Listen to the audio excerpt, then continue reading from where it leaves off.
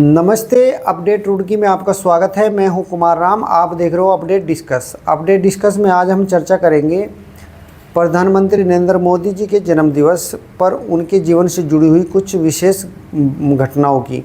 दोस्तों, आज विश्वकर्मा जयंती भी है। विश्वकर्मा जयंती की आप सभी को हार्दिक बधाई, शुभकामनाएं।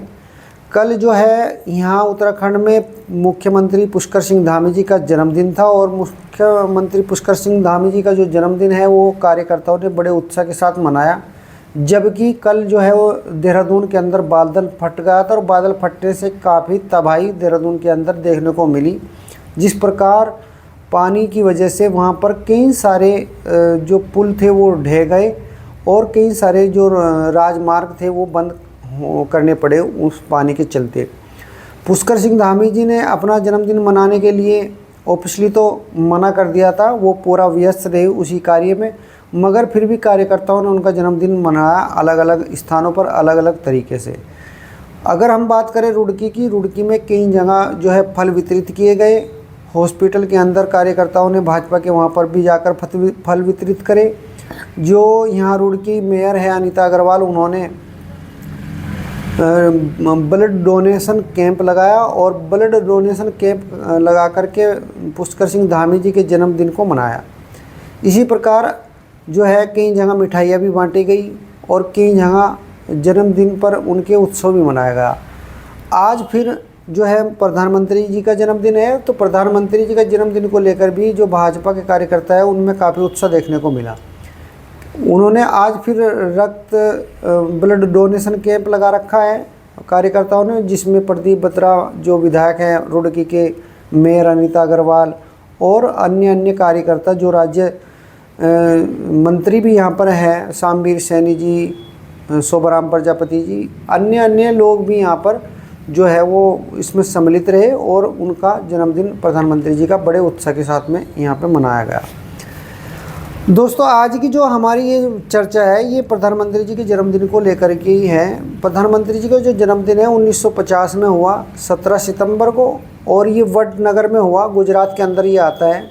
गुजरात में इनका जन्म हुआ। छः भाई थे और 6 भाई में ये तीसरे नंबर के भाई बताए जाते हैं।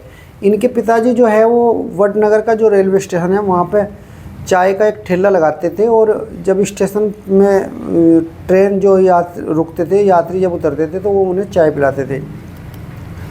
कभी कभी ये जो मोदी जी है, प्रधानमंत्री है जो वर्तमान में, ये भी उस समय उनकी हेल्प कराने के लिए वहाँ पर पहुँच जाया करते थे और कई बार ये ट्रेनों में भी चाय जो है वो लोगों को पिलाते थे। ये चीज़ काफ़ी प्रचलित हुई और इससे काफ़ी इन्होंने प्रधानमंत्री जी ने भुनाया भी कि मैं एक चाय बेचने वाले का बेटा हूँ और मैंने लोगों को ट्रेन में चाय बेची।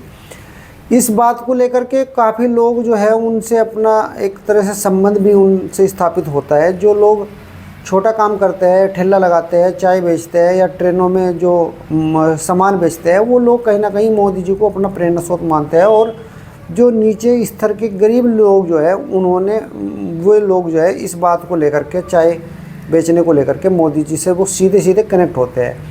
तो ये मोदी जी आज प्रधानमंत्री है, तीसरी बार प्रधानमंत्री है। इस बात से काफ़ी प्रभाव पड़ा जनता के बीच में कि मोदी जी जो है वो चाय बेचने वाले हैं, तो इससे काफ़ी उनकी साथ में आम आदमी का जुड़ा हुआ। तो दोस्तों, हम बताते हैं आपको, बताया जाता है कि 8 साल की उम्र में ही वो संघ की शाखा में उन्होंने जाना शुरू कर दिया था और वो संघ की शाखाओं में जाते जाते इतने अपने काम में परफेक्ट थे कि उसमें उतने ज़्यादा रम चुके। उन्होंने बाद में अपनी बेसिक जो पढ़ाई थी वो अपना वडनगर से करी। उसके बाद में वो पूर्णकालिक जो है वो संघ में चले गए। पूर्णकालिक का मतलब होता है कि पूरा टाइम जो है फुल टाइम संघ को देना और घर बार उसमें छोड़ देना। अब उस समय उनकी शादी भी हो चुकी थी। शादी बताया जाता है इनकी बचपन में ही हो गई थी, मतलब कि, और गोना नहीं हुआ था इनका। जो गोना इसे बोलते हैं, जो जैसे मतलब कि दुल्हन जो है वो बाद में आती है, शादी के बाद में अपने घर चली जा, तो पहले क्या होता था, गोना थोड़ा दिनों के बाद हुआ करता था।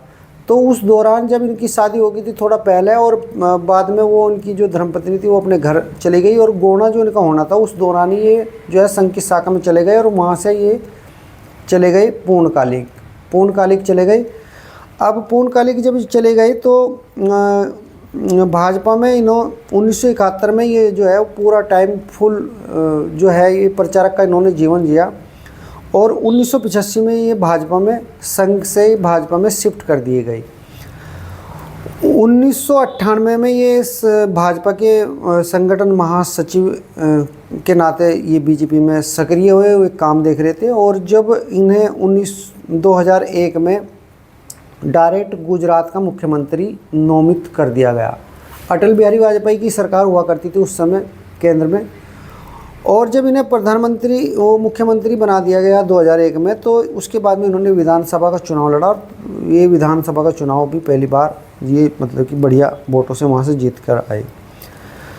दोस्तों, गुजरात में 2002 में ही दंगे शुरू हो गए, और दंगे जब हुए तो वो आपको पता ही होगा, जो कुछ अयोध्या से कुछ लोग जो है कार सेवक जो है वो कार सेवा करके लौट रहे थे, और उस जिस ट्रेन में कार सेवक लौट रहे थे उसमें रात्रि में कुछ बदमाशों ने, कुछ गुंडों ने तेल डाल करके आग लगा दी, तो उसमें बहुत सारे कार सेवक वो जल के मर गए थे।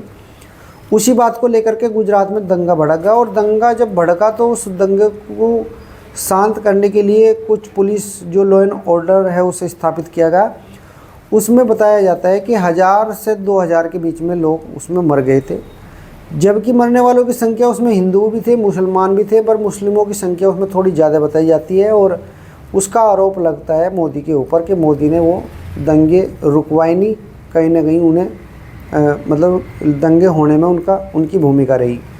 इस बात का फ़ायदा जो है वो मोदी जी को हमेशा मिलता रहा, और मोदी जी जो है वो हर बार जीतते रहे, क्योंकि जो ज़मीनी हकीकत थी वो ज़मीनी हकीकत ये थी कि कार सेवकों पर हमला हुआ था, और उसके विरोध में वहाँ दंगे भड़के थे। मोदी जी ने जो है वो लोगों की भावनाओं का सम्मान किया, और फिर दंगे रोकने में भी उन्होंने पूर्ण अपना जो उनका धर्म था, राजनीतिक जो धर्म था वो निभाया। इसी बात को जनता समझती रही, और गुजरात के अंदर बार बार उन्हें मुख्यमंत्री बनाती रही। 3 बार वो गुजरात के मुख्यमंत्री बने। 2001 में वो नियुक्त हुए थे, और 2014 तक वो गुजरात के मुख्यमंत्री रहे। 2014 में फिर वो जब केंद्र में आए, उन्हें उसका अध्यक्ष बना दिया गया चुनाव समिति का, राजनाथ सिंह ने। तो उन्होंने पूरा प्रचार वो किया पूरे देश भर के अंदर, और 2014 में प्रचंड बहुमत के साथ में जो है नरेंद्र मोदी जी जीत करके आए। 2014 में जब जीत करके आए, तो मैं दोस्तों आपको बता दूं, 1984 के बाद का जो समय था, 1984 से लेकर 2014 के बीच में जो भी सरकार बनी वो पूर्ण बहुमत से कभी नहीं आई, वो किसी न किसी के समर्थन से बनी। और उस बीच का जो पीरियड था 1984 से लेकर 1914 का, ये लगभग मतलब आप ये मान लीजिए लगभग 30 वर्ष का ये समय रहा, और 30 वर्ष में लगभग 6 बार सरकार चुनाव लगभग हुए होंगे इसमें। और जितने भी यहाँ प्रधानमंत्री बने वो पूर्ण बहुमत की सरकार नहीं थी उसमें। इसी वजह से भारत इसमें प्रगति नहीं कर पाया, उन्नति नहीं कर पाया। और उस समय का जो समय था वो काफ़ी हताशा निराशा का समय रहा। उसमें लोगों में ये भावना आ गई थी कि इस देश का कुछ नहीं हो सकता, और यहाँ पे कोई जो है वो मतलब जो स्थिति देश की ठीक नहीं है। लूट खसोट, चोरी चकारी और भ्रष्टाचार इतना ज़्यादा बढ़ गया था कि बहुत छोटी छोटी चीज़ों में भी भ्रष्टाचार जो देखने को मिलता था। हर जगह कोई भी काम करवाने के लिए जाते थे तो 100-200 रुपये की घूस देकर ही काम हुआ करता था। इतना ज़्यादा भ्रष्टाचार देश के अंदर इन 20-30 सालों के अंदर रहा। 2014 में जब मोदी जी प्रधानमंत्री बने और पूर्ण बहुमत की इनकी सरकार थी, तो लगातार कड़े फैसले इन्होंने लेने शुरू करे और बहुत सारी चीज़ जो है वो सुधरती चली गई। इनमें बड़े फैसलों में इनका जो पहला 2000 ट्रम्प का जो फैसला था वो नोटबंदी था। जब नोटबंदी हुई तो बहुत सारे जो है वो एकदम से लोगों के बीच, आम लोगों के बीच जो है वो एक तरह से क्रांति सी आ गई कि नोटबंदी कर दी, सरकार ने बहुत बड़ा काम कर दिया। जबकि विपक्ष हमेशा इस बात का विरोध करता है कि नोटबंदी का जो निर्णय था वो सरकार का गलत था और उससे ज़्यादा बेनिफिट नहीं हुआ। मगर कहीं ना कहीं जनता भी ये मानती है कि जो है नोटबंदी का निर्णय जो ठीक था और उससे जो है वो लाभ हुआ है देश को, और सरकार भी ये मानती है। 2019 में फिर से जब चुनाव हुए, फिर से मोदी जी प्रचंड बहुमत के साथ में जीत करके आए। दोस्तों 2019 के बाद में बालाकोट हुआ, जब आतंकवादियों ने हमला कर दिया था भारत के ऊपर, और मोदी जी ने उस पर कार्रवाई की और जो है एयर स्ट्राइक करके बालाकोट में आतंकवादियों के ठिकानों को तबाह कर दिया। इस बात की भी काफ़ी चर्चा हुई 2019 के बाद, और 2019 में फिर 2024 में चुनाव हुए। 2024 में फिर से मोदी जी जो है अब की बार तीसरी बार जीत करके सत्ता में बने हुए हैं। तो कई सारे जो है मोदी जी के जो काम है उन्हें याद किया जाएगा, और आज उनके जन्म दिवस पर पूरे दुनिया के बड़े बड़े लीडर नेता जो है उन्हें बधाई दे रहे, विश कर रहे, कार्यकर्ता भी विश कर रहे, और बहुत सारे जो समाज सेवी लोग हैं वो भी उन्हें बधाइयाँ दे रहे। बहुत सारे धार्मिक गुरु जो हैं, धार्मिक जो कथावाचक है वो भी मोदी जी को बधाई दे रहे। उनके जन्म दिवस पर जिस प्रकार उन्हें दुनिया भर से बधाइयाँ और शुभकामनाएं मिल रही है, ये दर्शाता है कि मोदी जी जो है वर्ल्ड लीडर उभर के सामने आए। भारत के पहले ऐसे नेता होंगे मोदी जी जो दुनिया में इतने पॉपुलर होंगे और वर्ल्ड जो है उनकी बात को मानता होगा। आप क्या समझ, वीडियो में मिलेंगे। नमस्कार।